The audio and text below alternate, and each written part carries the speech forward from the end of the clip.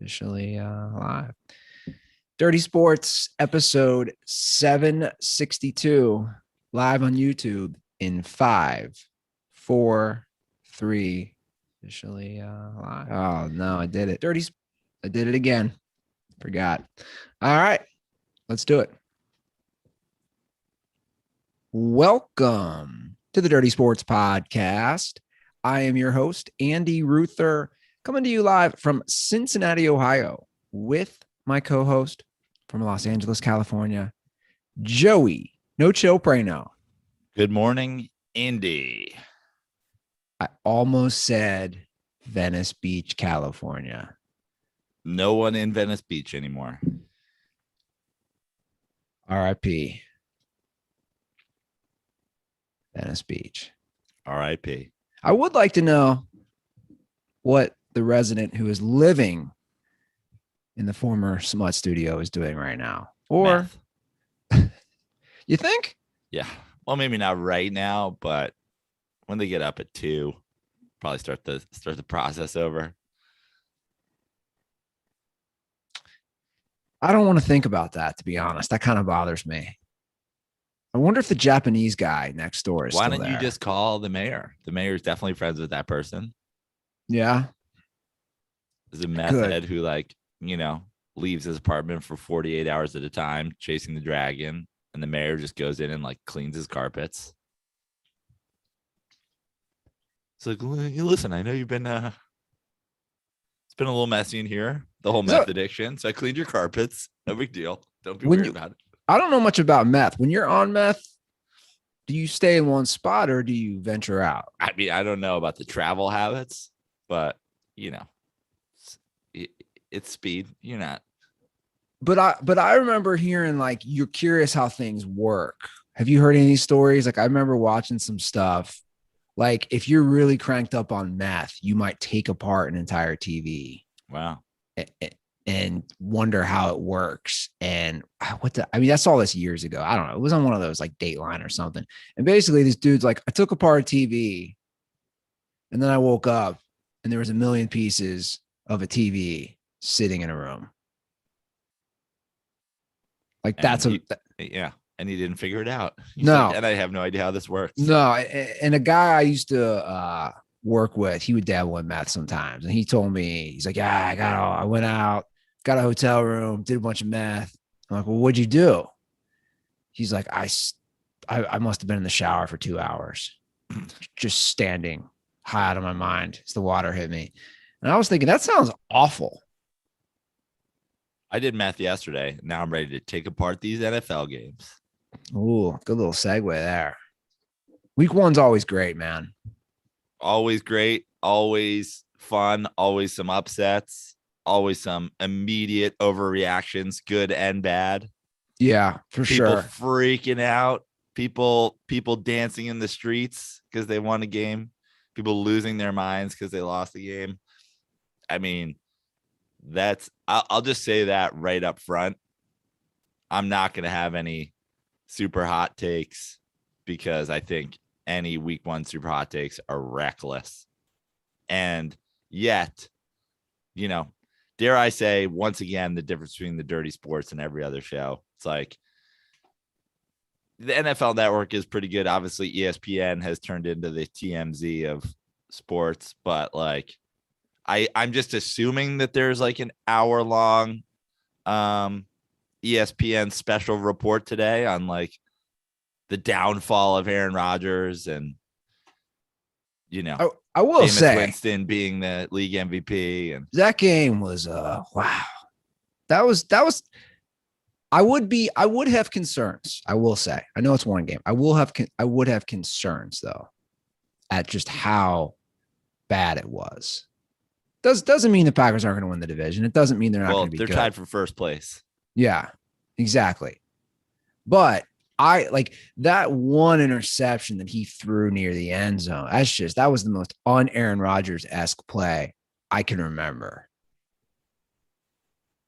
Yeah, I mean, listen, this is it what anybody expected? No, but should people have expected it a little more considering it was literally an off season where he refused to participate in their practices, where he was open about demanding a trade and or retiring.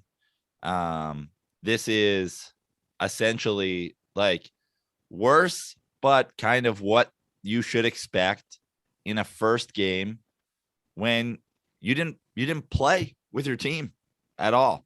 And I know there are a lot of people who are sort of blaming Aaron Rodgers and the entire Aaron Rodgers saga of the offseason for yesterday's performance. And certainly the Aaron Rodgers saga is, I would say, mostly responsible for what happened yesterday. But at the same time, I still blame the Packers organization way more so than I blame Aaron Rodgers, because I don't know what you wanted this guy to do for you to have extended him in the middle of last year, have done all the things. Like I'm of the opinion there are certain guys who earn a certain level of respect.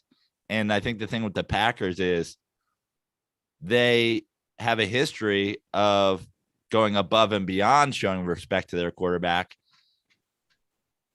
In Aaron Rodgers' case, for the first few years of his career, in detriment to Aaron Rodgers and almost in detriment to their team. They're like, listen, Brett Favre has earned the right to retire, unretire, stay, go, demand trades to certain places. Like, they did everything they could. They bent over backwards to say Brett Favre has earned the respect to kind of keep us in limbo all the time. And then with Aaron Rodgers, they're like, we found your replacement and he's going to this, and we're not going to extend you. And so I fully blame the Packers organization for yesterday. Well, I wouldn't go that far personally. He had a bad game. Now, he's good for usually every year, every QB. He's good for like he's good for probably 2 bad games. You know, again, it's a long season. I think people forget that. Yeah, and also, again, it's week 1 in an off season where he didn't participate in their off season workouts. Now the defense is very concerning. The Saints drove the ball at will. They ran the ball at will. I mean, at will. That's concerning. When you give up 38 points and Jameis Winston tosses 5 touchdowns on 14 completions, that's concerning. Absolutely. When he has all day to pass, that's concerning. That's my personal takeaway is the defense. Yeah. Because the offense, we both agree, is going to right the ship. They're just too good. And you have one of the best quarterbacks of all time. Like, they're going to right the ship offensively. That defense, you just can't let a team run all over you like that. And I think it's a listen, this is always the thing with football teams in general. Like, we could quickly, just as part of this, talk about like, all the Cowboys fans from Thursday, like, you're going to lose football games if Dak throws the ball 60 times. I don't give a shit how good he throws it. Like, the proof is in the pudding. He's thrown the ball like 58 times in the last 3 times in the last 4 games. They've lost all of them. You can't do that. So when the Saints come out yesterday, run the ball, do what we all agree the Saints need to do with Jameis at quarterback, which is limit the amount of times he throws, put them in situations where he's throwing off of play action, put them in situations where they don't need him to make crazy throws. It opens up the potential for him to make the easy pass, which we've seen. And you combine that with the Packers offense not being able to stay on the field, and these things snowball so quickly. And the whole establish the run thing, I think is, we've sort of gotten away from that in the recent history of football, like how important establishing the run is. And I really don't think it is that important, but I think what is important is that play action and doing things off of run pass possibilities has been proven to be the cheat code. I mean, you talk about that Cowboys Bucks game.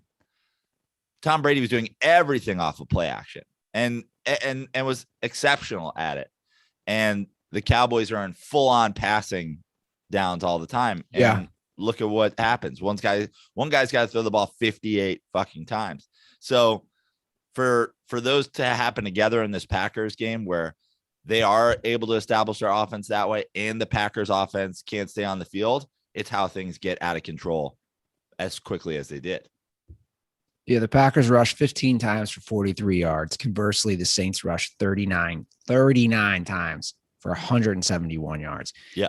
If a team can rush for 170 yards, I'd say 8 to 9 out of 10 times they're going to win that game. You can rush for that many yards.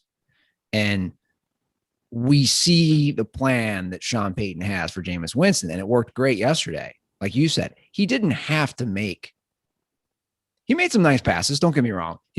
I like that one pass that he threw that only Juwan Johnson could catch high at the end zone. Like that. You know, the Jameis Winston thing is like no one, including myself, who I would say is the world's foremost Jameis critic, has ever, not for 1 second, have I ever questioned his athletic talent, his arm talent, his ability to, shove the ball downfield, his mobility. Like, he won the Heisman in college. He won the national championship. He's like, it's the same thing. I never questioned Johnny Manziel's athleticism or his talent. It's like, it doesn't have anything to do with that. What it has to do with is horrific decision-making. Sure. And combined with making him be a guy where he's throwing the ball a ton. The more often you throw the ball, the more susceptible you are to making a terrible decision. Yeah. And this is in essence, a very similar thing to what we have going on with the quarterback, the former quarterback of the Rams and the new quarterback with the Rams. Matt Stafford was a guy who had to throw the ball 50 times a game in Detroit to win. And people are like, oh, what the fuck has Stafford ever won? Blah, blah, blah, blah, blah. Well, you're going to see a whole different stat line from Jared Goff this year and from Matt Stafford this year. Like we saw last night. I mean, Matt Stafford's quarterback rating was 156. He looked perfect because now they do things offensively where he can go out of play action, where they're running the ball, where he's not having to force passes. He just has to take what they give him. And that's exactly what Jameis did yesterday. I mean, the 5 touchdowns thing is what's going to get the Jameis defenders freaking out and slurping and saying how we were wrong and the Hall of Fame career is back on track. He threw the ball 20 times. Yeah, exactly. And that'll work. They have such a great defense. None of that has changed since last year. So their defense is so great. If they can run the ball, like I said, they're going to just win a lot of games. But you're right. If let's say they can't, let's just look at that. To me, that's where the Jameis problems come, when you got to throw the ball 35 times. Yeah. Not 20 times. And listen, that's every quarterback in the league, essentially. Yeah. Like, the great quarterbacks, this is something that, I am seeing even in announcing that is like pathetic. Like, when people say certain things about guys, it's like, I think judging the quarterback, you have to judge the quarterback on how guys do when they're forced out of their comfort zone. I heard the announcer in the Colts game say yesterday after a great Carson Wentz play, like, that's the Carson Wentz he can be. When he has time in the pocket, he's precise. And it's like, yeah, so is every quarterback in the NFL. It's like saying an NBA player makes their jump shots when they're not covered. RJ Barrett's a pretty good shooter when he's wide open. He's in the NBA. Like, Carson Wentz, the huge problem with Carson Wentz is when he's under pressure, he's a disaster. And of course, putting quarterbacks under pressure makes it more difficult. Putting quarterbacks in a situation where they can't run the ball effectively makes it more difficult. But that's why so many people are confused. You're wearing your Russell Wilson jersey. Great game by Russell Wilson yesterday. But the Russell Wilson stands out there, let Russ cook, is absolutely what you don't want. You want them running the ball effectively, setting up play action, and letting Russ be able to throw the ball downfield off of play action. That's his effectiveness. This whole idea of, I made a criticism about the Cowboys the other day, and somebody's like, oh, what, you want them to take the ball out of their best player's hand? Yes. If you think a quarterback throwing the ball 58 times is ever going to win anything, you're insane. It's just like people have the overreactions from week one, and it's like the blueprint to success for everybody is always the same. Well, you need balance. Yeah. You need balance. You need to be able to set up running plays and set up passing plays. Keeping defenses on their toes is how you win football games. Yeah. And I made that comment. I watched that Cowboys game. Jay Lloyd was over and we were watching it. And that's what I said. I said, they're not even giving the ball to Zeke. And Dak did have a great game. And Dak looked really clean. And he looked accurate. And he played very well. But you're right. You're not going to win. You got to establish the run to a degree. And even during last night's Rams games, they said that. Obviously, Cam Akers is gone for the year. That's a huge blow for the Rams running game. But even, I don't know, I assume it was Collinsworth who made that comment. Even with him being gone, he said they're going to keep giving Henderson the ball. Like they got to do something to free up the play action and to give spacing for Matthew Stafford. And obviously it worked. And the Rams obviously are great at little screen passes and jet sweeps and all the things that essentially are running plays without being running plays. But you have to do that. And that's the same thing that, Brady has always done. It's like on that final drive, it's like, don't give the ball back to Brady with a minute left to go. It's like, because he's gonna throw a little swing pass out of the backfield, because he's gonna throw a wide receiver screen, because he's gonna catch Gronk for 2 yards that rumbles into 10. It's like Tom Brady, the amount of like Tom Brady game-winning drives with 2 minutes left in the game for a go-ahead score where he doesn't push the ball 6 yards downfield. I bet you there's been a dozen of them in his career. But like that is what makes a team good and what makes a quarterback good, which is taking what they're giving you when they're giving it to you. If you're just shoving the ball downfield 58 times, I said it and I'll say it again, like nothing makes me happier as a Giants fan than seeing that the Cowboys have to throw the ball 58 times to compete. Yeah.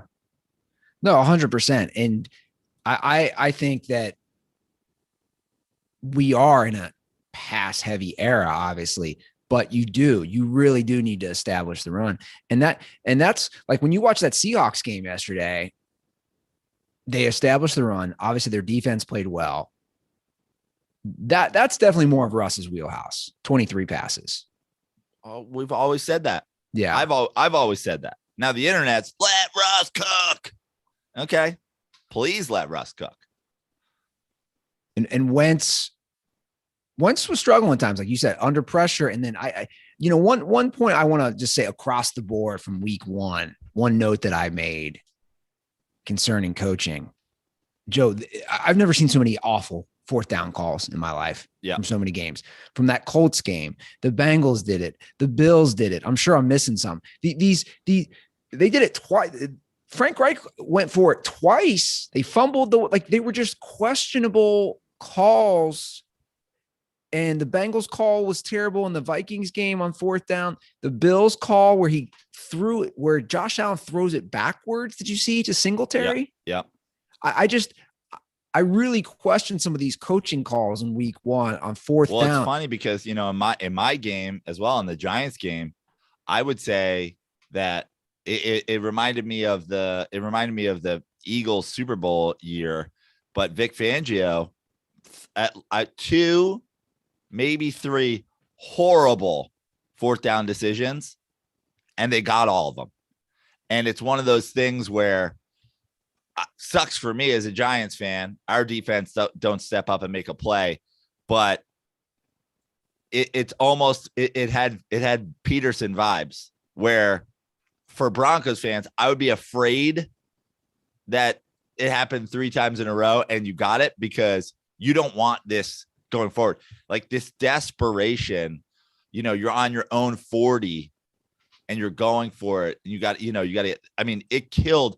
That was the Giants game came down to essentially a couple of plays like that. I know the score like makes it look totally different. They get points at the end. The Giants get points at the end. There's multiple scores when the game is essentially over, but it comes down to that. And when those calls were being made, I was like, yes, go. Absolutely go for it. Yes, don't take the 3 points. Like, I'm begging him to go for it on fourth down, and he does. And it had real Doug Peterson vibes because they get it 3 times in a row. And it's like, man, this is a wild strategy. I hope, because I like the Broncos as a team in general. Like, I don't root against them or anything like that. Obviously, when they're playing my team, I do. But you're like, man, this is gonna hurt you if this is your attitude the whole year. You're just gonna go for it on fourth down time, because these calls, it's just like, to me, it says not only do you not trust your defense, it's like you don't trust your offense either to get out there and have another opportunity to do it again.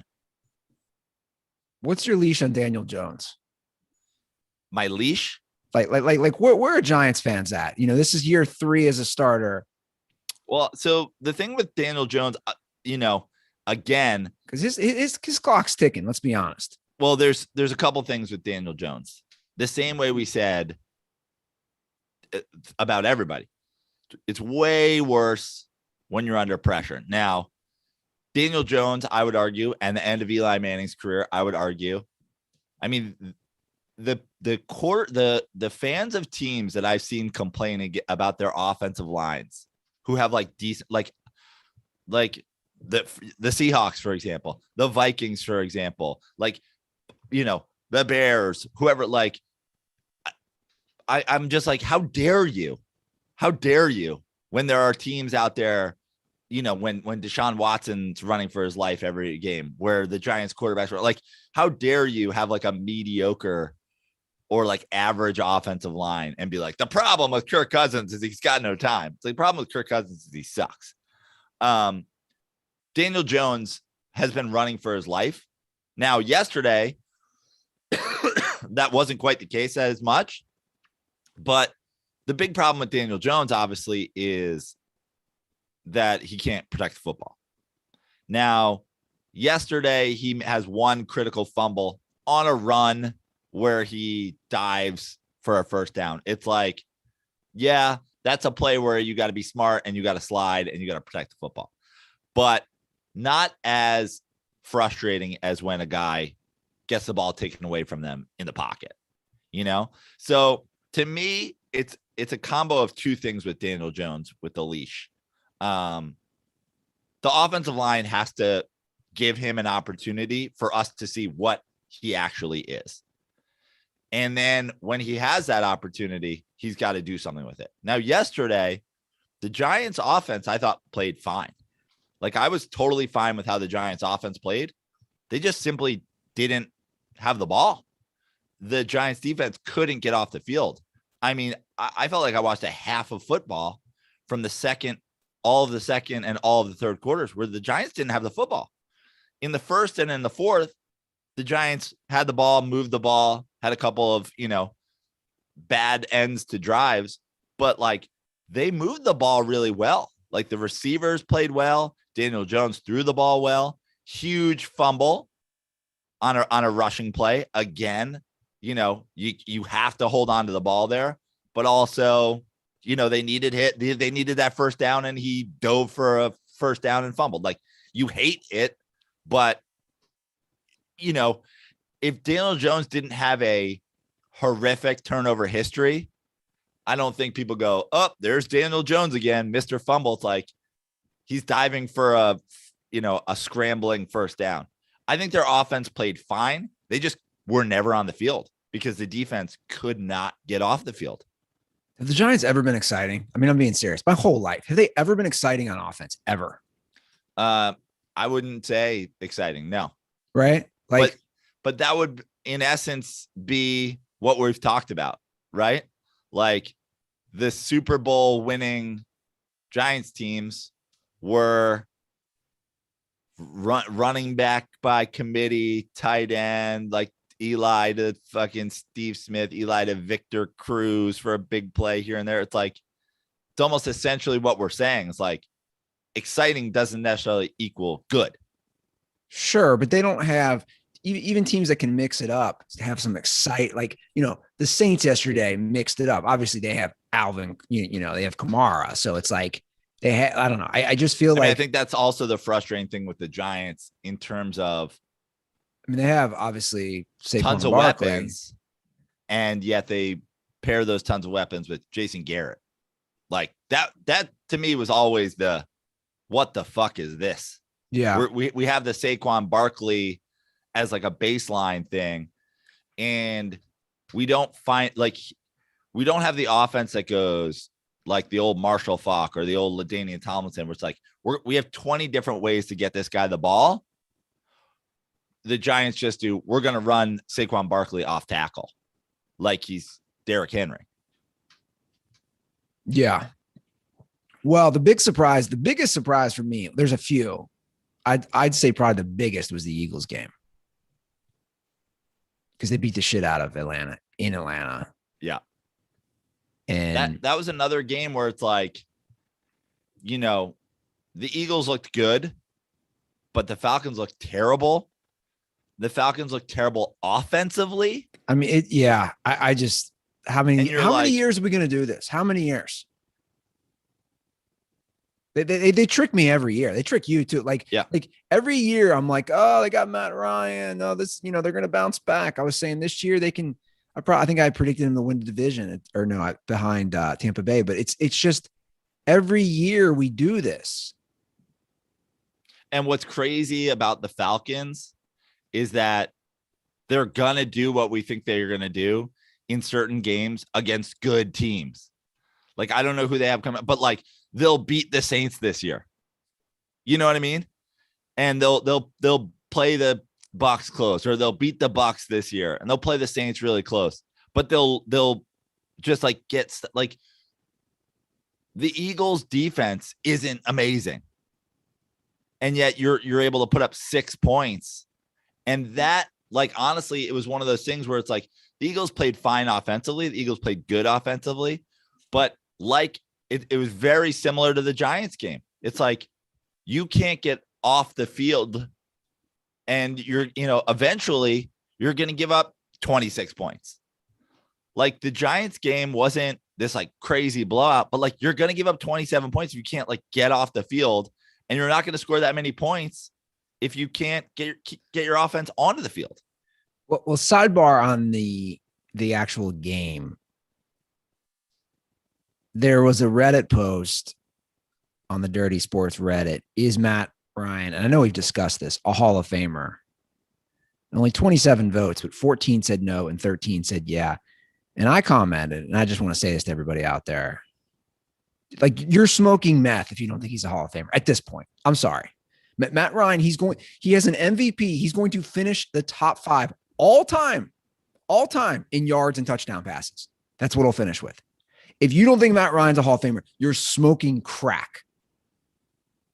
If you don't think top 5 all time in yards, top 5 all time in touchdown passes with an MVP is not a Hall of Famer, you're on fucking drugs. And that one's starting to get on my nerves, because I'll argue anyone. Like, what can you say back? What can you say back to that? Top 5. But Andy, this is what Dan Marino's top 5 doesn't have a ring. Yeah. Like, what can you say back to that? Andy, this is what in essence becomes like, welcome to like the state of mind that I live in, where you're now frustrated by idiots on the internet, especially when it comes to quarterback play. Like, I mean, my favorite thing to do, right, is to go into my tweet history and start liking and retweeting like these horrific arguments. I mean, the amount of times over the years, I talked about it, even with you on this, is that when we were to, is Russ top 5? Is Russ top 5? I would throw Stafford in the mix, and people, I mean, you should see, I'm going to start doing it soon, not after week 1, but maybe week 3 or week 4. The like, what the, how dare you even compare the two? What the fuck are you talking about? Kirk Cousins is way better than Stafford. At least he has a playoff win, blah, blah, blah, blah. It's like, we judge these guys, like, all that you can do. Like, I'm not saying raw stats are everything, but you have to take into consideration where somebody's playing, who they're playing with, what they were able to accomplish there, and then add up all the raw stats. Like Matt Ryan came to the Falcons. He was a very high draft pick. He turns around a team. He gets them to be competitive regularly. He wins an MVP. He goes to a Super Bowl. Tragically, he should have won it. They should have won it. Should have won it. I put it on him. Yeah, and their coach. Sure, no doubt about it. Sure, but like again, we're talking about guys who, I mean, the argument this year is Tony Romo a Hall of Famer? It's like, bro, Matt Ryan has 4-year blocks where he was as effective as Tony Romo was in his whole career. Yeah, seriously, if you voted no, you're on crack. That's all I'm going to say. If you don't think, again, it's not all raw stats, but to me, there's no question. He should have won the Super Bowl. Is that on him? Yeah. Is that on the coaching? Yes. Your top 5 all time in yards. I don't think people realize how hard it is. I think we get caught up. I'm so sick of the argument. It's a pass friendly league. Yeah, it is. But he stays on the field. He didn't miss a start for, people don't realize how hard it is. He didn't miss a start for 10 years. How many starts has Patrick Mahomes already missed? It's so important to stay. Again, we just had the conversation. The internet and the media and whatever is having the Tony Romo discussion. Here's the thing. If you participate in the Tony Romo discussion, is Tony Romo Hall of Famer? If you participate in it, if you take it seriously, whichever side you're on of it, if you don't walk away going like, what the fuck are we talking about here? You are essentially casting a Matt Ryan as a Hall of Famer vote.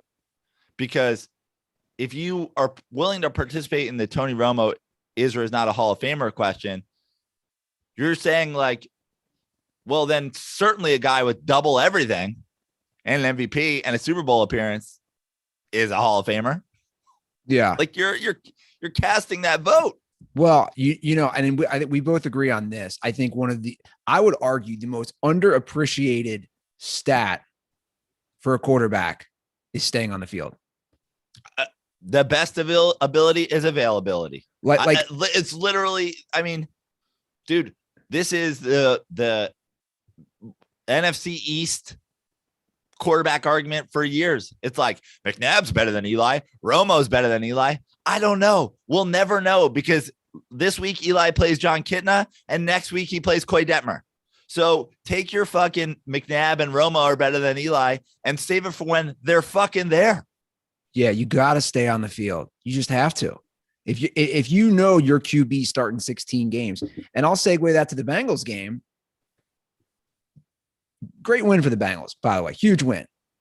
They almost blew it at the end. I thought they would. But just from one game, Burrow got sacked 5 times. Mark it down. Whoever wants to write it down, Joe Burrow will not start all 17 games for the Bengals this year. He just won't. He was getting his ass kicked. And Burrow looked very, very good. He was making some great throws. Don't get me wrong. That he made that huge 4th down. That was a ballsy call in overtime. He looked great. Jamar Chase looked great. But again, dude, you're sacked 5 times. The next 2 weeks, they go at Chicago, at Pittsburgh. Good luck. Good luck. That's all I'm saying. You got to have your guys stay on the field. And I don't think I think that's where a lot of these guys are underappreciated. Like a Matthew Stafford, you talked about him earlier. He's mostly stayed on the field minus 1 big injury. And I think when you have these guys, it's important because not to say he's like the best, but when Ryan Fitzpatrick goes down, Washington's stuck and he played all right. They're stuck with Heineke. You know what I'm saying? Is it Heineke? Yeah. Heineke. Whatever. Yeah. But my point is you got to stay on the field and it's just so important. And Cousins, oh my God, by the way, I just like you watch that game and it's just, I mean, welcome, by the way, it's, I've been living in this hot tub for a long time and, it's fun for me to welcome certain people and be like, hey, welcome to the Kirk Cousins hate hot tub. The water's warm. Well, I don't. Maddie Goldberg on Twitter yesterday, like, Kirk Cousins being fucking, efficiency rating is why quarterback stats are useless. It's like, oh, Mr. Kirk Cousins, Welcome to the Kirk Cousins Hate Club. Thanks for coming.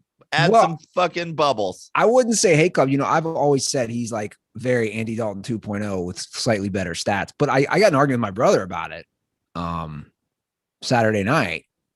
It was great discussion to have, by the way, in the middle of the Dead and Company concert of give me 12 quarterbacks you'd rather have over Cousins. And I did, but I was also really stoned. So, I was struggling. You know how it is. I need to see the teams.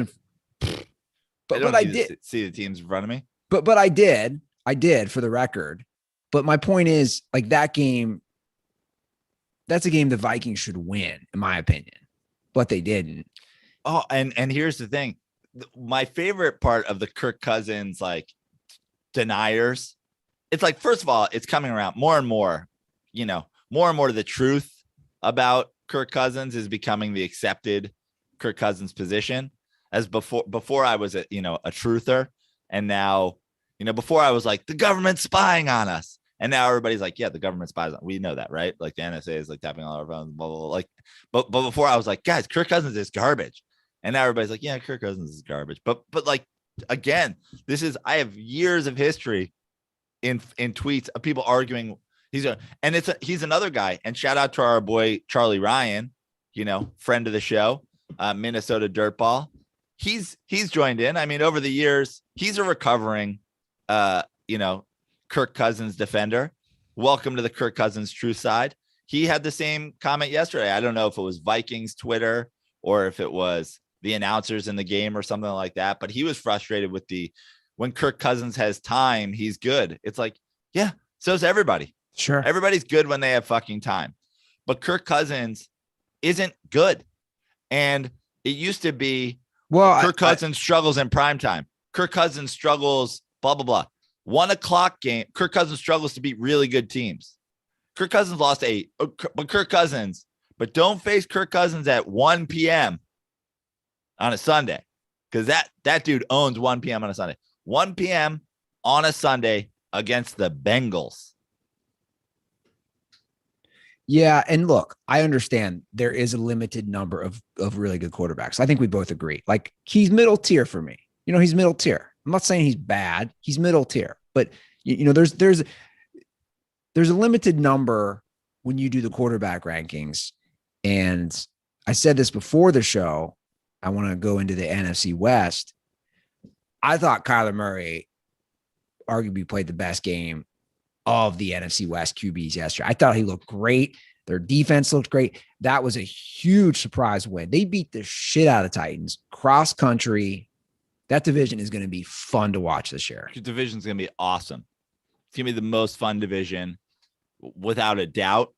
I mean, I'd have a hard time coming up, like, figuring out where I rank anybody right now, where I rank them as teams, as offenses, as quarterbacks. Defense is probably a little bit easier, but even that's going to be tough. I mean, the Arizona defense played great. Yeah. And if Arizona's defense is going to play great, they're going to be fucking tough to beat. Yeah. And Seattle's defense played better than I think everybody expected.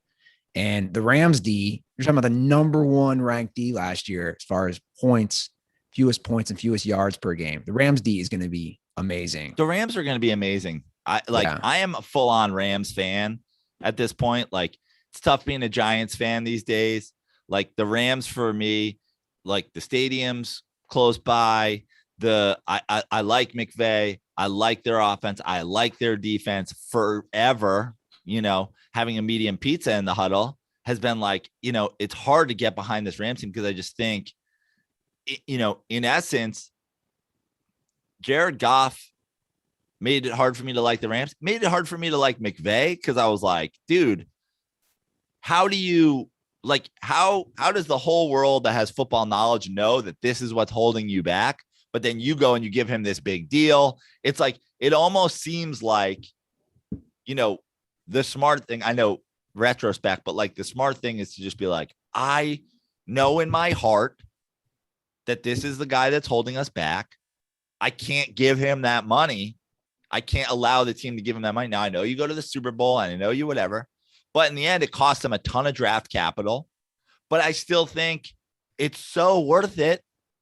You replace him with a guy, dude. I heard Collinsworth say this on Thursday Night Football. And, to be fair, obviously Chris Collinsworth calls a lot of football games, but he said in the Thursday night games, he was like, listen, we didn't get a lot of Detroit games in prime time. So I didn't see a lot of Matt Stafford. Now I'm kind of like, well, shouldn't you just fucking watch it anyway? But I understand he's a busy guy. He's like, so I didn't see a lot of Matt Stafford. Now we've got them on Sunday Night Football. And he's like, Matt Stafford's really, really good. 45-yard seam throws. And when I was like, yeah, I know Chris Collinsworth. Like, the Rams are going to be really tough to beat now that they have a legit good quarterback. And all the Matthew Stafford like tweets I have of, oh, what playoff games do you want? Like, how dare you compare him to this quarterback and this quarterback? It's like, he's played one game. I know we're not going to overreact to one game, but it looked easy. It looked easy for him. I mean, he might be in the MVP conversation if it's going to look that easy. Well, I think a lot of guys from that division will be in that conversation. I mean, hell, Chandler Jones has 5, you have 5 sacks in the first game. It really is going to be a tough division. And I wouldn't be surprised if the Super Bowl, the person from the NFC comes out of that division for the Super Bowl. And it really, I don't know, for me, as someone who's like watched the Rams over the years, it really does show the difference. Jared Goff, this is what Jared Goff is. He's not just a medium pizza. This is actually the perfect equivalent because it's also a Detroit style pizza. I came home from that concert Sunday night with my brothers, or Saturday night, and I had a Costco deep dish Detroit style frozen pizza.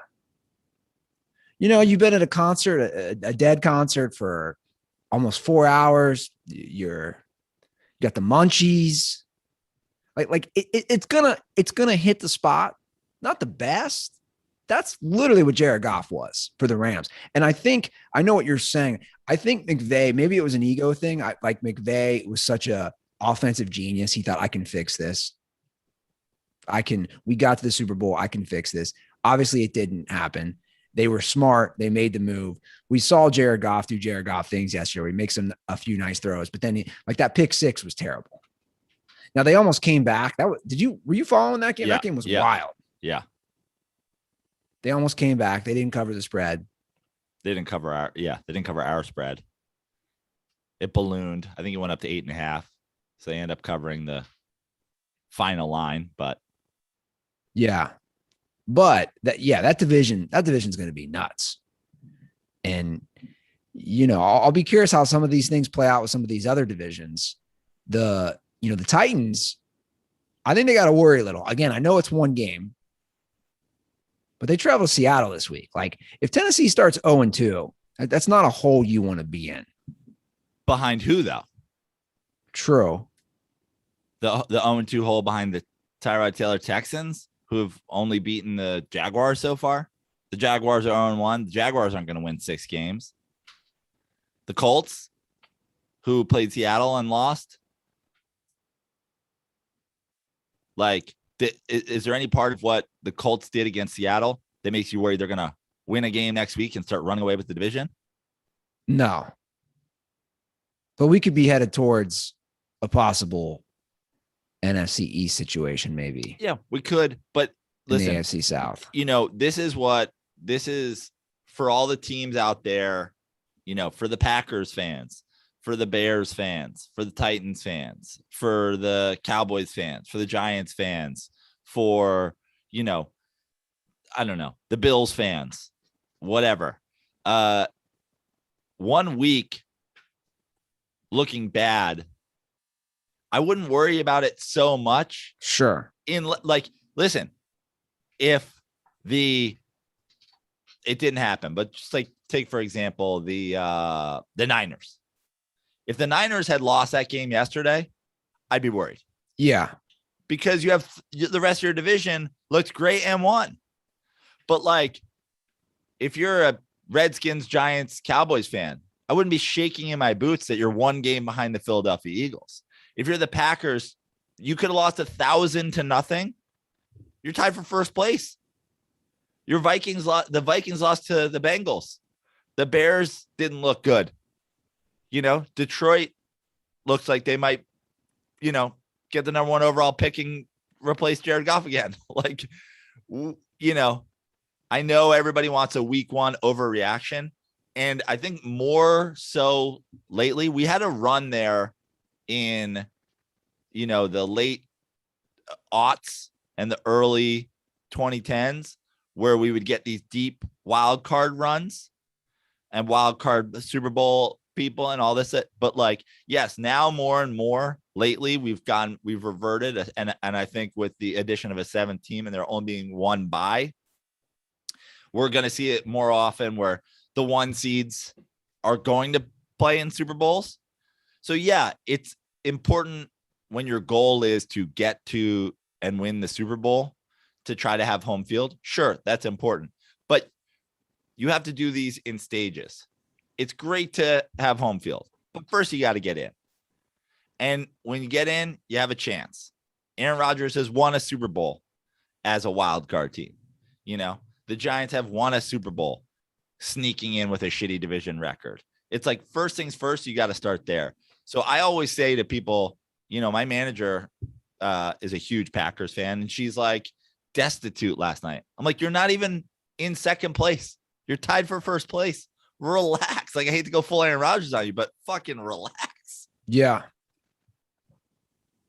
Yeah. If I'm a Bills fan, I'm not hitting the panic button. I mean, the Jets lose and don't look great. They lose a huge offensive lineman. The Patriots and the Dolphins play a close game, but no one looks like, oh my God, winner of that game is now the class of the East. Yeah, I will say about that Bills Steelers game, really good showing on the Steelers defense. And sure, if they play like that, their offense is pretty anemic. But if they play like that defensively, they're going to be in all those. They're going to be in a lot of games. They're going to be in a lot of games, right? Of course, but what are they? So then they're last year Steelers again. Yeah, I think more concerning from that game, and yes, of course, credit to the Steelers defense, but Josh Allen, people are going like, oh, how you're not on the Josh Allen MVP train? It's like, listen, I get that it's hard when you play against really good defenses, but that's also the point. If you want to be an MVP, you need to perform to some certain level against great defenses. You're certainly going to need to be a great defense to win the Super Bowl or to get into the Super Bowl. I thought that was a poor performance overall by the Bills offense, in addition to the Steelers defense playing well. Yeah. And again, you can't be he's chucking the ball 50 times. Yeah.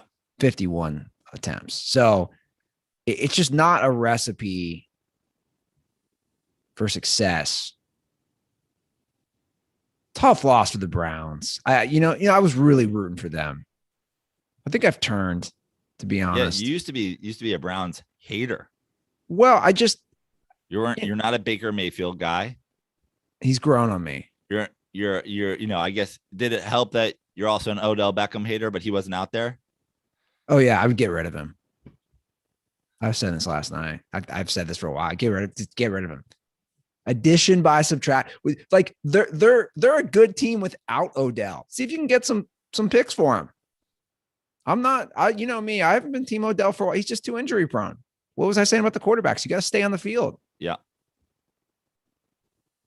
I know we disagree there, but well, I mean, I guess the disagree is only. I don't disagree that he's injury prone. I disagree with the idea that they're better without him. I certainly disagree with the addition by. I agree with addition by subtraction. I disagree with the addition by subtraction. But when you trade somebody for things, it's not addition by subtraction. Yeah, you're right. Right. That's not the way to word it. The hot take of the Browns. It's I don't know.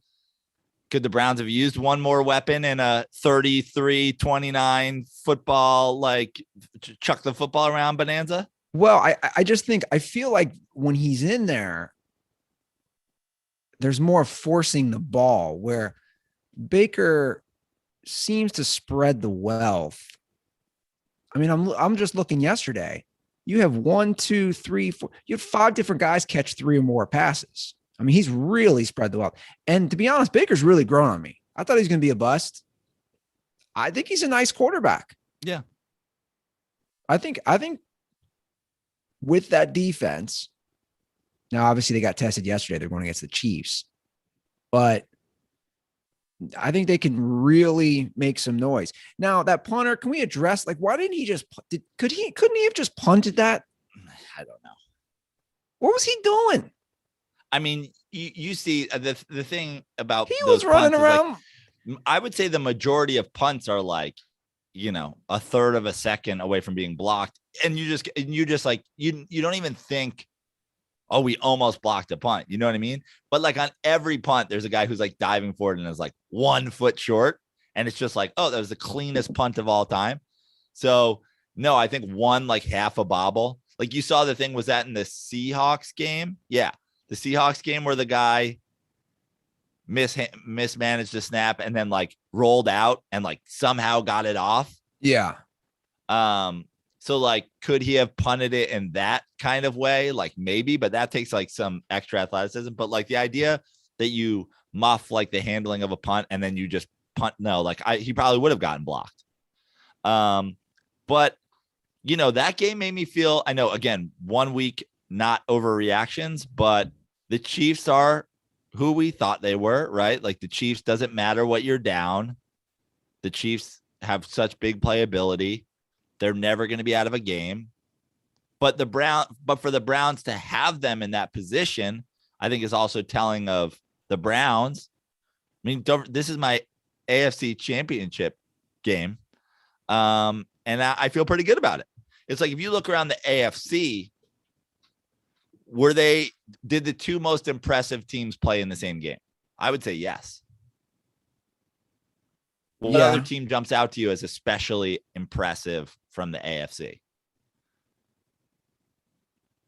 Like, I know we talked about the Steelers defense, but like, did the Steelers offense look in that game impressive to the point where you're like, oh, this Steelers team? I'd agree. I mean, the Chargers, that's not an easy win, but they win and they struggle at times. But I would agree. I would agree. Those 2 teams looked the best yesterday, for sure. Yeah, it would be those 2. That's just that would be such a, if the Browns pull that through, that would be just such a landmark game for them to start the season. And just it's crazy. I forget the stat they showed, the amount of times Patrick Mahomes has come back from a 10-point deficit. Yeah. No lead is ever. I think I saw he was like 7 and he was 6-4 maybe before yesterday, 7-4 with yesterday, like record when trailing by 10 points at some point. And no other quarterback in history has a winning record. Like, of course you don't, right? Like, of course you don't have no quarterback that has a winning record being down 10 points in games. Yeah. And it just, it's happening. Like we all saw it. When the Browns take that, he's coming back. Like there's never any doubt in anyone's mind who watches football that he's not mounting a comeback. I thought overall the games have been pretty well. Like, I've enjoyed them. Really enjoyed that Thursday night game. Was probably the best opening kickoff game that I can recall in recent memory. Yep. And I thought Brady looked good. I thought a lot of things looked good. And I'm telling you, man, I think Antonio Brown's going to lead that team in receiving yards. I think Mike Evans is starting to be on the decline a little. And I think he's going to give Brown and Godwin the ball more. You think Mike Evans is on the decline? Yeah, I think he's going to start declining a little. Has he been in the league less long than Antonio Brown by like 3 years? Let's see. I mean, isn't Mike Evans in like year 6 or year 7? This is his 1, 2, 3, 4, 5, 6, 7. This is his 8th year. Okay. Now he's caught 1,000 yards in every season. Yeah. By that, I mean, I don't know if we'll catch 1,000 yards this year. Maybe that's Andy hot take after one game. Well, I mean, so I think the thing with Evans on this particular Tampa Bay, like this version of Tampa Bay, when you have Godwin, you have Brown, you have Gronk, you have all these guys, which it becomes, and I think it's a good, in terms of winning football games, I think it's actually a great thing to have, which is not that he necessarily wants it, not even that they necessarily want him to be it, but like the prototypical, I always go back to my Giants, but like that Plaxico Burress role where you don't have to stockpile catches, but you're the big, tall possession receiver that they can go to in certain situations. Like when you have, and this Bucs team does, a ton of weapons that come in a variety of forms, it's great to be like, this is what he's going to do. And this is, and no, and I just want to correct myself. That's basically what I'm saying is I don't think his stats are going to be what they have been because there's just so many pieces around them, and they have a couple. Usually the phrase like starting to decline, you would mean physically, you would mean production wise. Yeah, I misspoke. It's more of just the stats. Like he's not going to put up the numbers because there's just only one football, and there's too many pieces around them. But yeah, I thought overall it was a pretty nice week, and I'm looking forward to tonight's game. And I think both you and I, took the Raiders to cover the spread. Yeah. We had it, I think, at 4.5. And I'm looking forward to that. One thing I did see, which did not surprise me, was that sports betting was at an all-time high for opening week. Not surprised at all. It's just so many avenues. Yeah. So with all the legal betting, I guess it was up by 126%.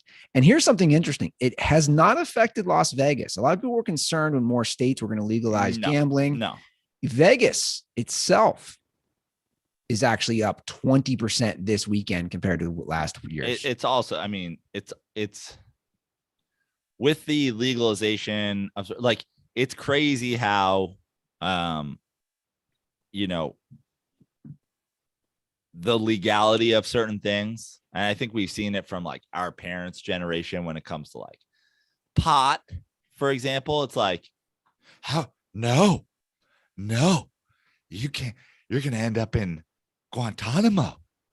And now parents are like, do you have some of those edibles? Yeah. And you're like, what?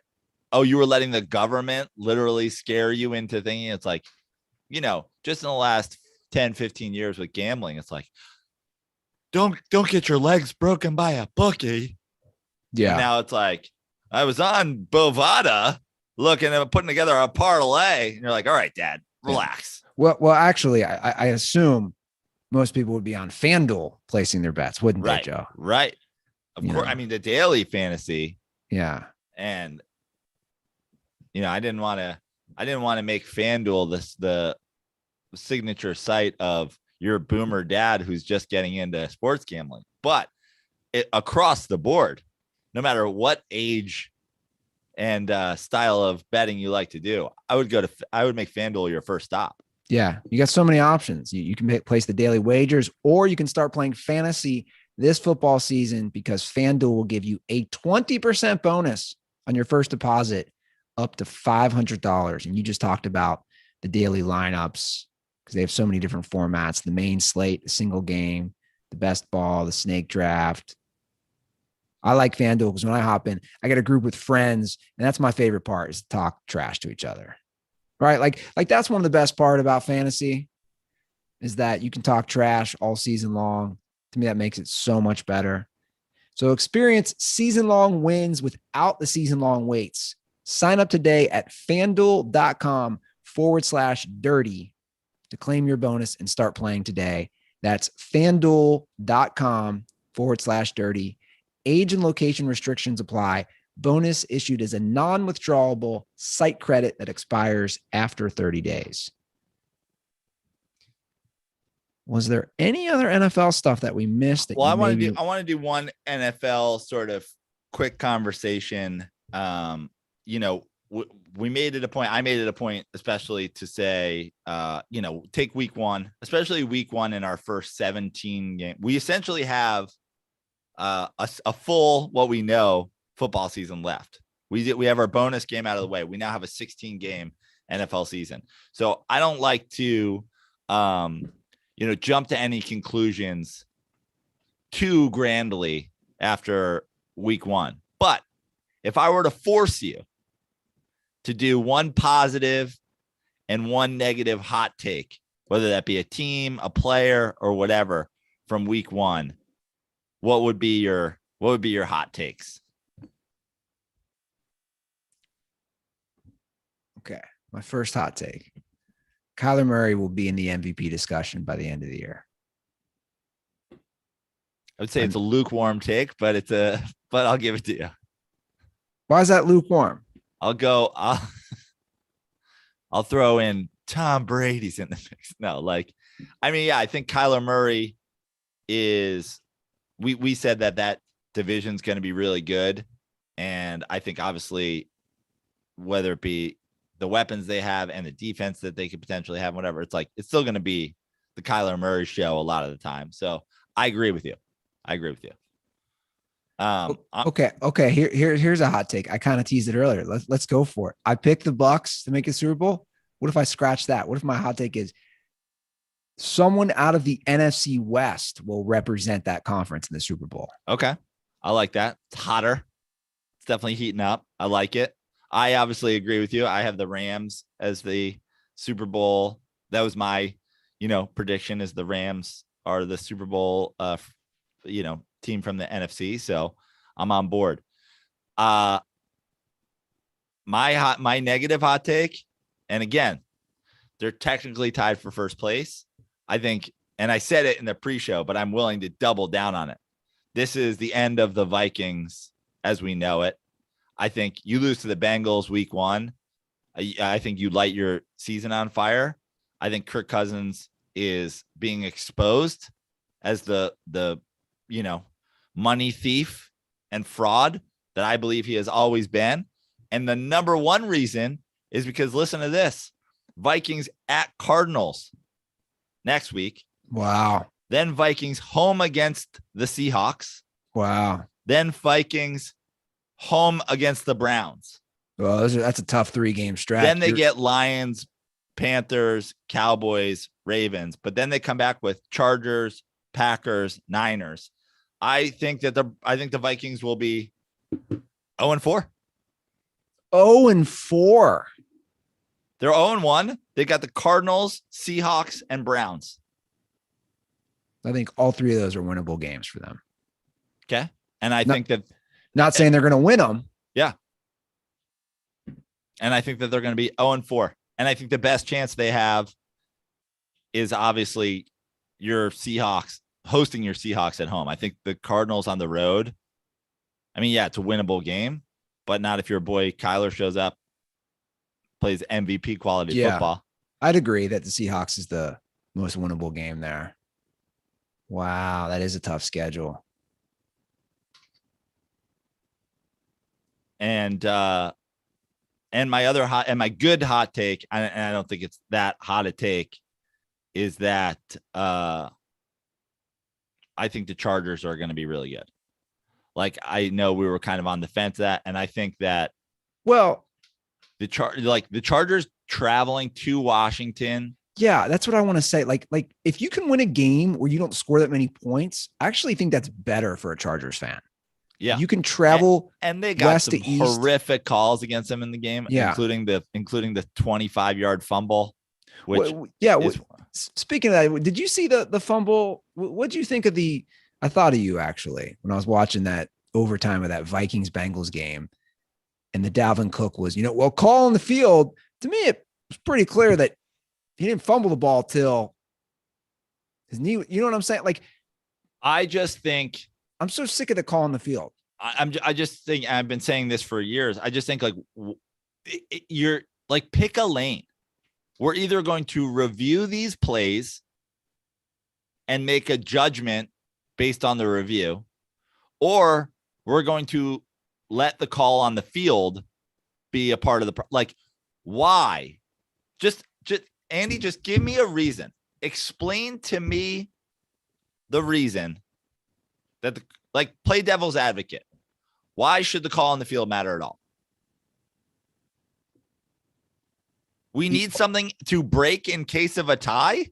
The only reason it's to massage the ego of the refs. Right. Which is the worst reason. Exactly. I agree. But I think that's got to be the only reason, not to hurt the refs' feelings. But then what that builds into the equation is we are going to defer to ourselves and say we were right. It builds in a bias toward watching replays. Yeah, I agree. And here's the other thing. Okay. If a guy is called down, the whistle blows and the play ends. So now, for the sake of getting it quote unquote right, the refs either let it go, or what you saw in the Giants game, the Logan Ryan fumble recovery at the sideline, where he may or may not have been out. You could see the two refs come together, and I don't know if they talked about it, but it seemed like they said, just say it was a fumble, and now we can now we automatically review turnovers, and we automatically review blah, blah, blah. So, but then it's a borderline call, and they defer to the call on the field. So you can't build into this process that you defer to the call on the field if now refs are going to make certain calls on the field based on the fact that it lets the game go on, or it lets them be able to review it, or whatever. Now we are literally having calls decided by how the replay will be judged, only to have the replay judged by how the call was decided. Insanely stupid. Also, I'm going to add one more, Andy. Why are the refs on the field even participating in the replay? Thank you. And I've said that for a while. Why is he going under the hood? Why isn't the main control, which I believe is in New York, saying he's down, man? The ball cut, like, just go over to a phone. You have an earpiece. Yeah. And get a call. And now you don't have to make a decision that overrules yourself. You don't have to make a decision that overrules one of your crewmates. No, forget that. Here's my idea. You don't even have to go to the phone. Pull out your phone, your actual cell phone. It's like saying your Uber or Lyft has arrived, but there's an app for the NFL within the NFL system. And the ref pulls out his phone, his iPhone, preferably. Free plug for you guys. Because, I mean, who has a Samsung? Don't want to go down that rabbit hole, but I will. And it just says, no, he was down. You're wrong. Change it. I have an even better one. What if we have, the NFL we have the replay officials in New York or wherever, right? Put a camera on them. And then, when you go to the field, it's like after review, the guy turns on his mic down the field. It's like after review, the call on the field stands. I think you go straight to the camera of the NFL instant replay referee. You just throw that guy up on the Jumbotron. And he goes, after looking at it for the very first time, I wasn't reviewing shit. After looking at this play for the very first time, I can tell you with certainty that he was down. Ooh, I have no idea what's going on in your game, by the way. I don't even know the score or the situation. Like that. He's like locked in a closet. Have a great day. Goodbye. He's like locked in a closet, and they just present him the play. He has no context. He doesn't know what the call on the field was. Why does he need context? I agree. Or I take it one step further. It's like a gender reveal. He pops a balloon. He pops a balloon red on the Jumbotron, which means the call stays. He pops a blue, which means it's overturned. Okay. I mean, I think we can agree. We can, our ideas have gotten pretty awesome, if you ask me. Yeah. But I think we can all agree on one thing: the call on the field should not fucking matter whatsoever. Ever. Because I actually think the idea of when in doubt, let's let the play run is a great strategy. I agree. But now you can't let that factor into the next portion of your decision. So I just think, why don't we just make instant replay? Like, the call on the field doesn't fucking matter at all. I do like the idea of the replay official in New York having no clue of any sort of context. I have no clue. I haven't seen the play before. I don't know the score. I don't know what the call on the field was. Honestly, it would be like if you had a lawsuit and then it was found, you like it, the verdict was one way, right? And then you appeal and you go to another court and they still use the same jury and the same judge, and they just add another dude. Like, what? Why are you guys still here? We're literally appealing your judgment. Why would you guys even participate in this? What's the Dwayne Wade show? The Cube? The Cube? Yeah. I like the Cube. The Cube's fun. I haven't watched it, but I've just seen the promos. Can we get an NFL? Dude, imagine this. Okay. Now I'm thinking from a marketing perspective or from a business strategy. They have the NFL Sunday Ticket, the NFL Red Zone. What if that was the additional purchase? You could purchase NFL, the Cube, where there's different guys in different cubes, and you can watch them in real time, see the play for the first time, make the call. That way, the NFL not only could get the call right every time, or let's say 99% of the time, you also could profit financially by adding more money. So now that we're down this like crazy, like black fucking what's that show? Black Magic, Black Widow, Black Box. You know the one I'm talking about, the BBC show, Black Channel, Black Mirror. Black Mirror. Now that we're down this whole thing, I have a better one. What if we take a baby that has been given up for adoption and we just raise it in a laboratory where it has no context of the outside world? Ooh, I like it. All it knows is football rules. It's never seen outside. It just lives in this like Krang-like bubble.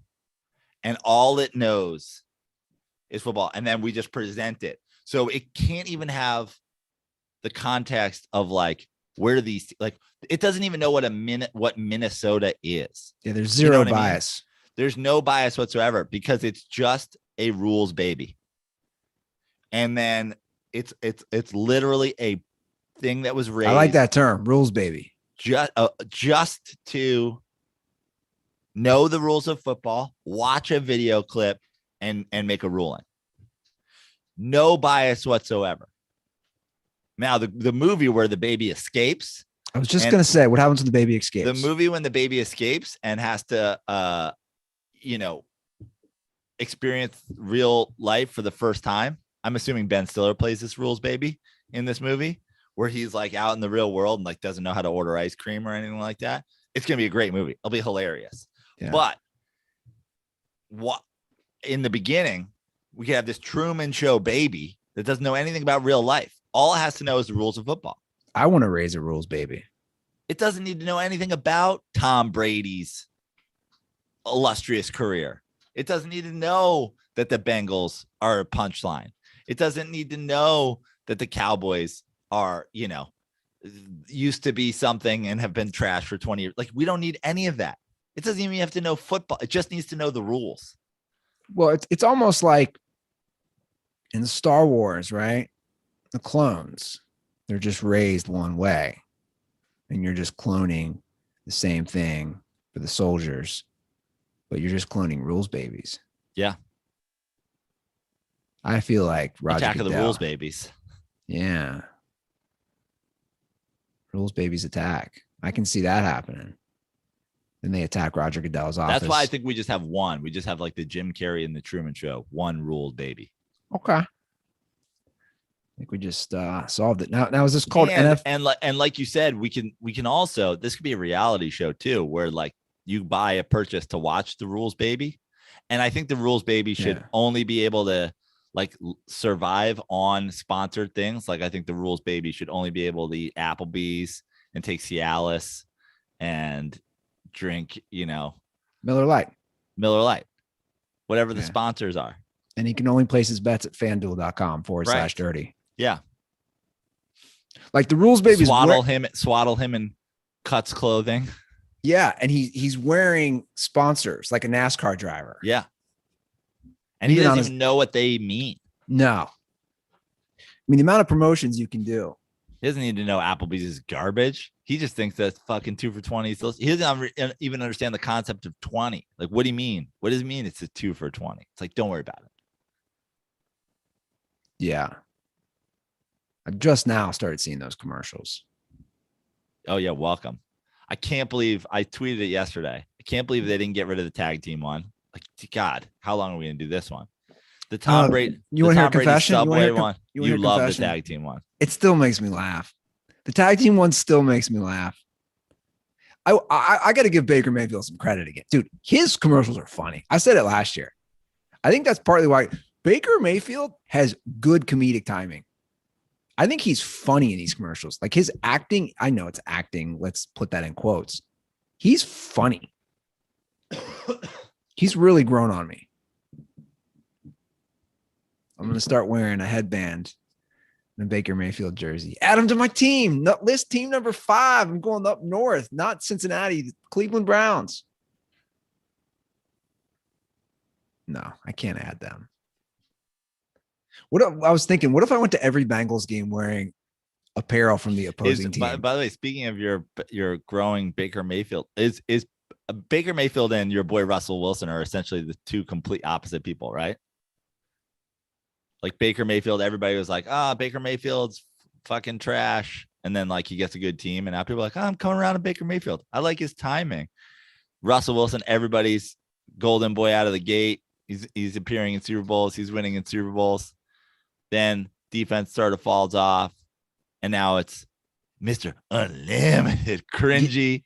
Can't do the commercials. His personality, he's a personality minus. I don't like that comparison because Russ is always like, he might not be one to like, they've never had a losing record, even when the defense fell off. I'm just saying the way people have, the people's like love of them. Yours has never swayed, but I would say in the last few years, the lack of Super Bowl appearance combined with the cringiness that is his personality has turned some people off.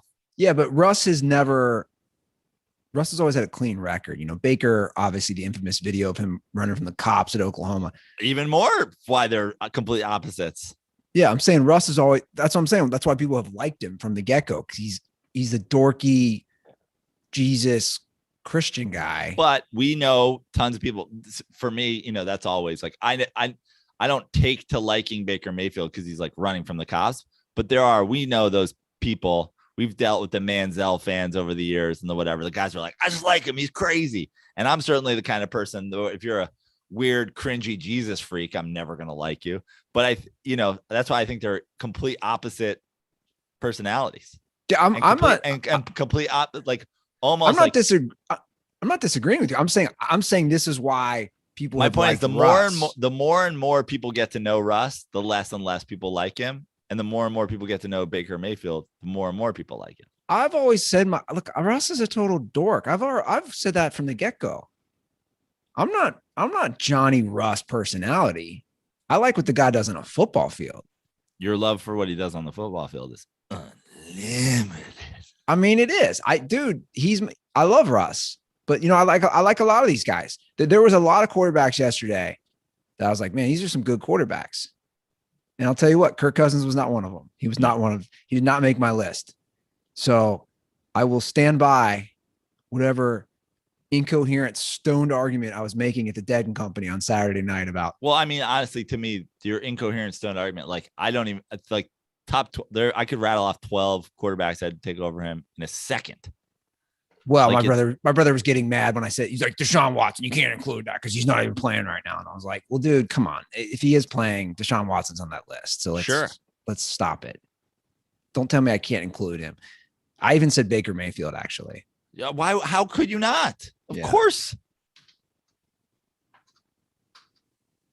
So I don't know.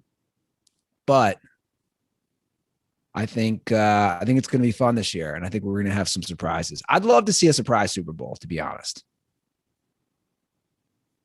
And good luck, Chiefs. Because I think I don't know. I don't want to do the defenses. They just have to play better, man. How many times can Patrick Mahomes do that? Yeah, but we'll see. We'll see how they play. You know, I don't know who the Chiefs have week 2, but we'll see how they play. Like, I think we all agree that you know, the Browns are going to be good. So the Chiefs have the Ravens on Sunday Night Football. I think Chiefs will win. But the question is, you know, what does their D do in that situation? You take Lamar Jackson over Kirk Cousins, right? Yes. Okay. What? I mean, yeah.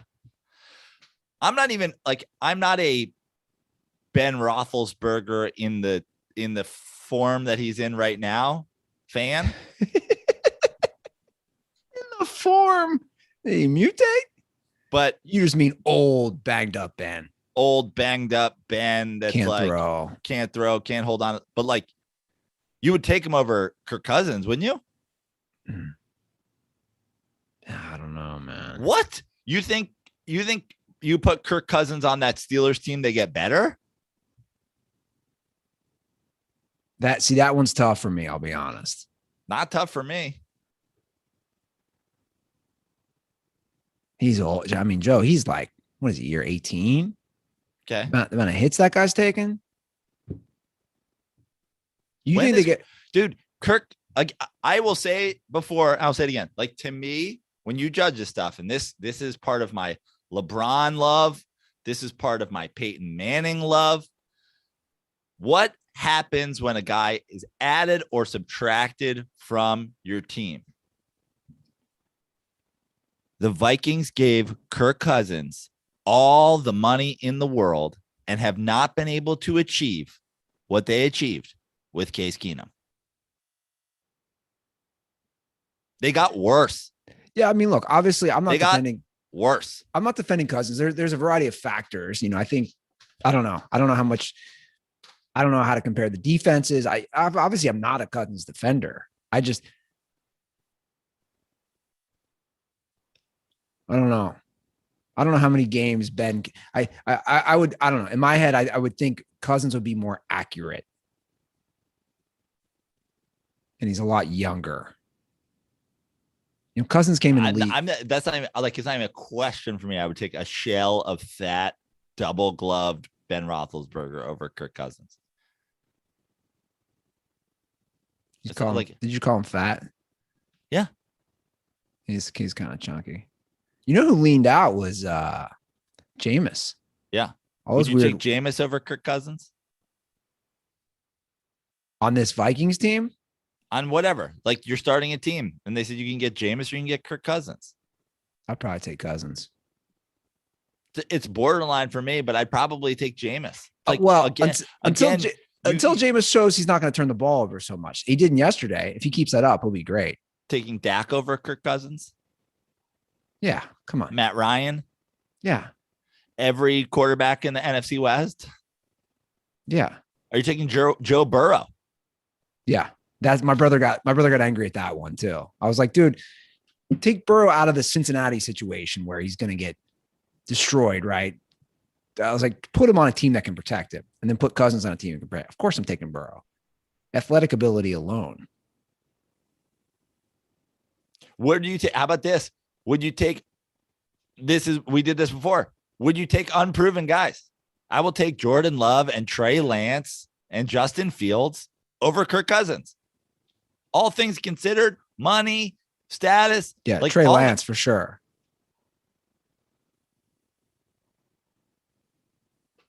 I could probably do 20 guys. I didn't do my cold hot take. Yeah, do it. It's not that cold. The winner of the AFC South will have 9 or less wins. So the winner's going to go 9-8 or worse. I love we did hot takes and you refuse. You only do cold hot takes. Andy's like, okay, hold on, everybody buckle up. I'm the cold take baby. I've been born in a lab. The NFC East will not be that good. I said AFC South, but yeah, I don't think the NFC East will be that good either. Actually, I think the Eagles are going to be better than you think. Off one game. I know it's one game. I mean, I think. Here's a take. Here's a take for you. Give it to me. The Eagles, and I believe this. The Eagles will have a better record than your Giants. Okay. I think Daniel Jones is trash. I'm ready to. Now you're basing that on yesterday? No, I haven't liked him that much. The first you 2 like years. You like Jalen Hurts? I'd probably rather have Jalen Hurts right now. They're pretty even. I mean, that's fine. You can say they're pretty even if you want. I'm just saying, like, you're saying you're like Daniel Jones is trash. The Eagles will be better. You're basing this on Jalen Hurts? Well, I just think if the Eagles can play some defense. I think the Giants defense will be better than the Eagles defense. Okay. I mean, I'm not ready to eat horse feces or anything, but. Well, we know you're not ready to wear the L chain. Can we get out of here on an L chain gate? The fuck happened? What happened? I don't even understand. I didn't even understand your reply to me. You were like, yeah, I took it off. I'm like, yeah, that's the whole point. You're not supposed to take it off. I took it off for the podcast. So for people who don't know, I got multiple DMs. By the way, do you not think I'm aware of that also going in? I'm doing a show. I know it's going to air. I'm like, I'm taking off the L chain. I don't think wearing it. But why would you do that? No, you essentially broke the rules of our bet. Like I would say in an era, in the post-pandemic era where you literally never leave the house except to work out and go to fucking Kings Island, it's all the more reason why a public appearance on Zoom should require you to wear the L chain. Okay, the L chain bet, which happened pre-pandemic, the whole idea is everywhere you go, sure, wear it. Now we're in a situation where you literally go nowhere. It's not like you're going out and doing things. You don't live in Venice Beach anymore where you're like going to Trader Joe's with the fucking L chain on twice a week, where you and Nick are going to Costco with the L chain on. You did a Zoom appearance. You just took it off. Yeah. I mean, the truth is I got out of the shower and I was like, I don't feel like putting this back on. You're like, I don't feel like upholding my end of this wager. Actually, that's not what happened. It wasn't out of the shower. I wasn't able to be like, I don't feel like wearing purple hair to dinner today. I had to fucking bleach my hair one color, dye it a different color, and then dye it back to my original color. There was chemicals involved in me upholding my end of the bet. And you were just like, no, I'm doing a podcast. I'm going to take it off. And you did a Dirt Balls podcast. And then multiple people are like, hey, I'm trying to support. And Andy did this thing. I don't want to like cause any man, but he like straight up, he didn't even mention the L chain. He just didn't wear it. Yeah, no, I'm not hiding. I knew that going in. I was like, dude. I know you're not hiding, but you also sent a tweet yesterday like it was totally justified. You're like, yeah, I just didn't wear it. I'm not hiding anything. I'm like, but what are you not hiding? That you welched on the bet? I mean, I can wear it for another 2 hours if you want. Well, I mean, that's not really the point, is it? But we've welched on bets, you and I. But to me, this was like why would you do this? It just seemed so easy. All you had to do was wear it. You wore it on our podcast multiple times. I think we have to turn this over to the Dirty Sports Reddit for a punishment. I mean, listen, you essentially what you just did is you robbed a bank and you're like, listen, I'll give you the money back. It's Well, like, how about whoa, this? whoa, How whoa. about this? This How is about this? not about the How money. about This this? is about How about this? We'll be all even. Let's bring it back to, I'm wearing a Russell Wilson jersey. Let's bring it back to 2018. Our $100 bet. I think you forgot about this one. I said the Eagles. I'm sorry, Eagles. I said the Seahawks would win 10 games. Okay. We bet $100. Okay. I never asked you for that money. Okay. But that doesn't mean I wouldn't have paid you the money if you asked for it. I mean, that was a heated discussion about the Seahawks winning 10 games mid-season when they were floundering. My point is, that was a bet that I was like, whatever. You also, for some reason, like you did this thing where you were like, I don't want that money. It's fine. I'm taking it. And you're like, okay. And we've done like we're going to go out and do this dinner and we're going to go out and do this, like whatever. But like, we're talking about like, stay in our lane here. If you want me to pay you the $100 so that we can get to your crime, then no, I don't want the money. I don't want $100 from you. Okay. I'm just bringing up a past bet. I understand.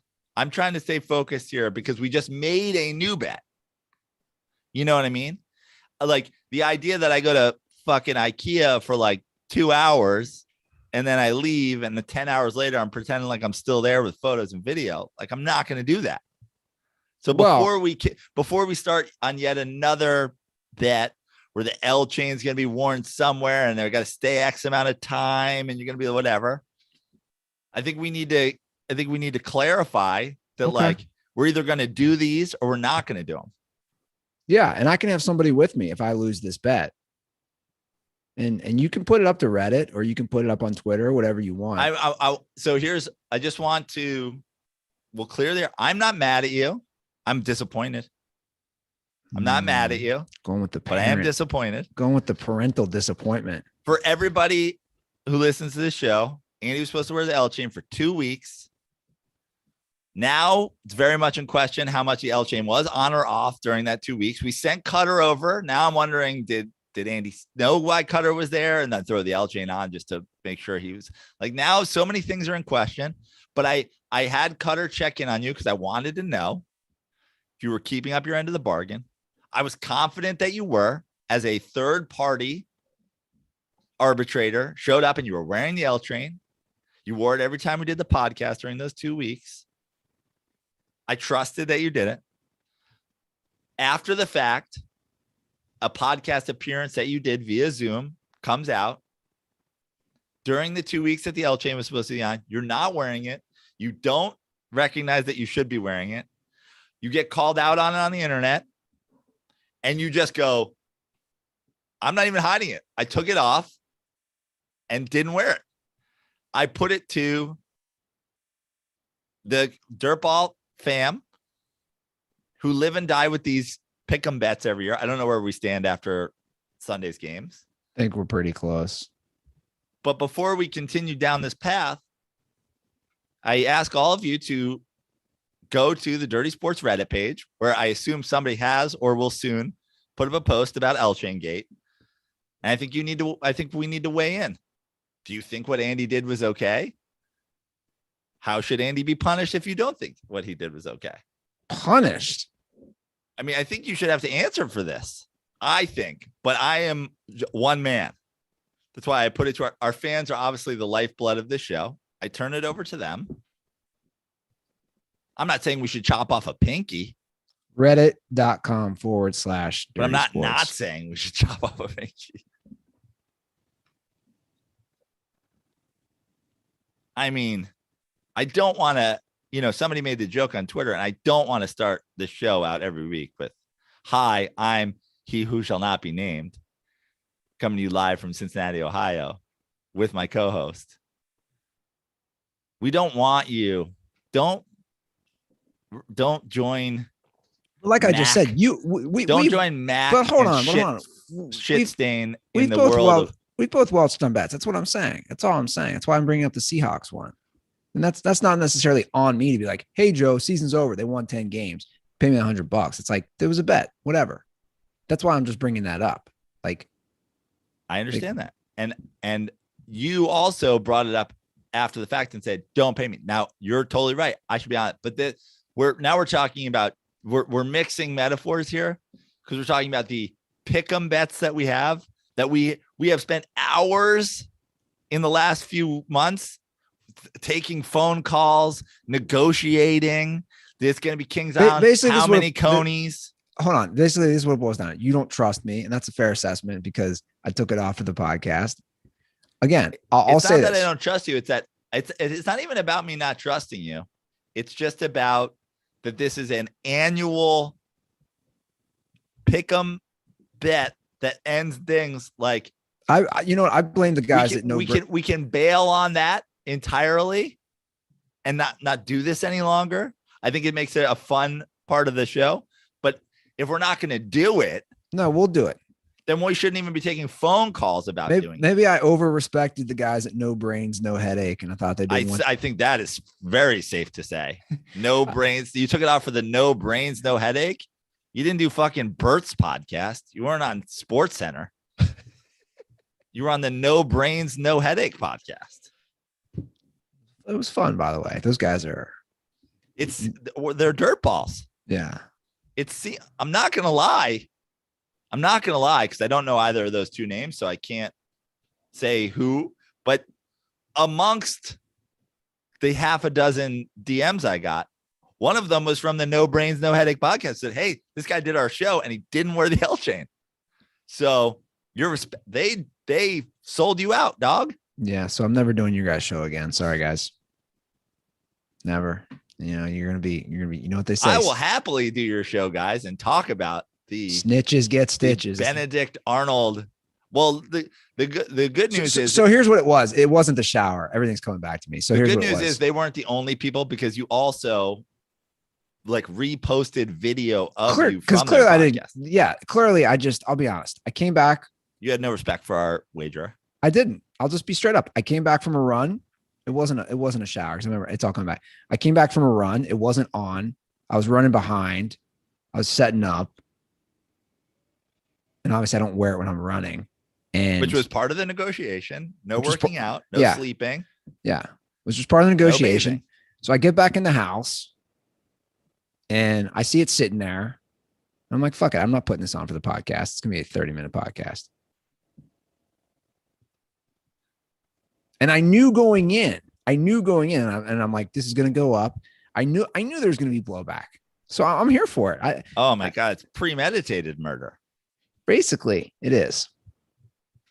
I wouldn't have admitted that if as your lawyer, I would have, I would have pled the fifth on that one. I'm an honest guy, Joe. I'm just being straight up with the dirt balls. I didn't give a fuck. You guys can call me a Welch.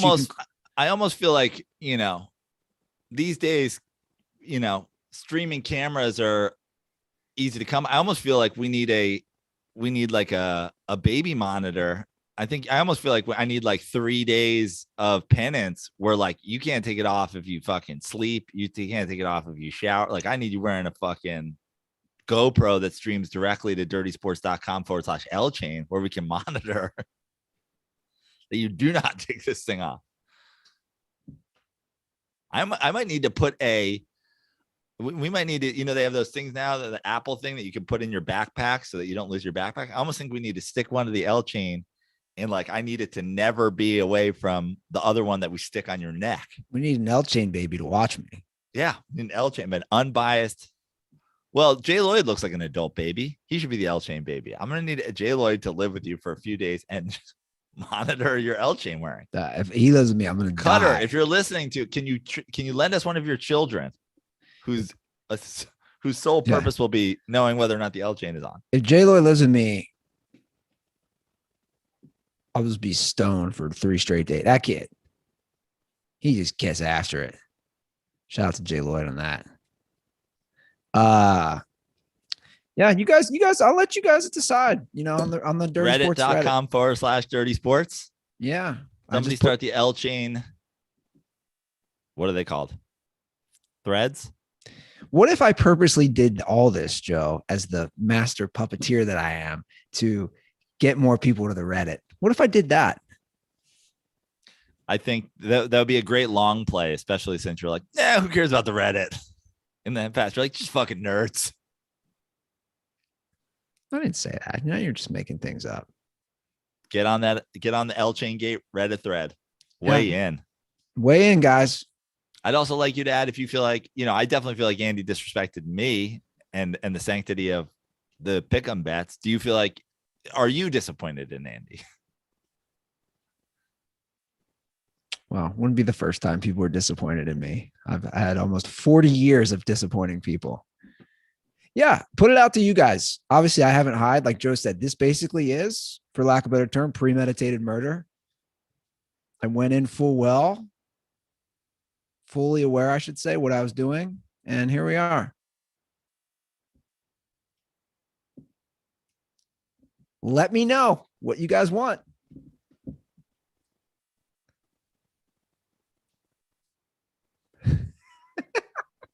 I'd make you dye your hair if you weren't already dyeing your hair. I'm not dyeing my hair, but see, exactly. The problem is it's really tough to find stuff for me because that stuff doesn't really bother me. Right. This is all the more reason why we're disappointed in you, Andy. It was the easiest. I mean, Cutter basically said from now on, you should pick things that Andy doesn't thrive in doing, which is like acting a fool, wearing stupid shit. And then meanwhile, I sort of know this anyway. It wasn't that I was embarrassed. I just didn't want to put it on. Right. That's all it boils down to. It makes it worse. It's pure laziness. Okay. Here's the situation. Jay Lloyd can shove the L chain up my ass. Oh, no. I'm kidding. We don't have that many calls, so we can push those for next episode.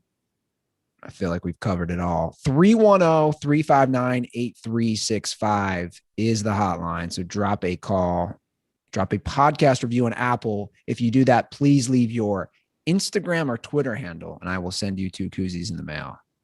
And like Joe said, if you want to find a solution for L Chain Gate or whatever we're calling it, go to the Dirty Sports Reddit. I'm at Joe Prano on all social media except for Twitter. I'm at Fix Your Life. I'll be down in Escondido and then in Santa Barbara this weekend for shows. Friday at Grand Comedy Club in Escondido. Saturday at the something lizard. Fuck, let me look it up. At the well, if you're in Santa Barbara, there's a lizard, Night Lizard Brewing Co. in Santa Barbara on Saturday. I have New Orleans, October 1st and 2nd coming up, headlining 2 shows Friday, 2 shows Saturday at the beautiful and newly post-Hurricane Ida reopened Comedy House New Orleans, followed by Daniel Jones v. Jameis Winston in Battle of the we're not sure who they are quarterbacks at the Caesars Palace Dome. So if you're in New Orleans or any of the surrounding areas, please come out to that. And go to joeprano.com to check in there regularly because I will be adding shows soon.